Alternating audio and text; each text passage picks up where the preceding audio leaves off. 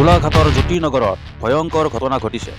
পিতৃক হত্যা কৰি পুত্ৰই বিচনাৰ তলত গাঁত খান্দি পুতি থৈছিল। পুত্ৰই কিছুদিন পূৰ্বে ড্ৰাগছৰ কেছত জেলত আছিল আৰু জেলৰ পৰা ওলাই আহিয়ে এই হত্যাকাণ্ড সংঘটিত কৰে। মৃত লোকজনৰ নাম বুবুল বৰা। ইতিমধ্যে আৰক্ষীয়ে গ্ৰেপ্তাৰ কৰিছে হত্যাকাৰী পুত্ৰ পিংকু বৰাক।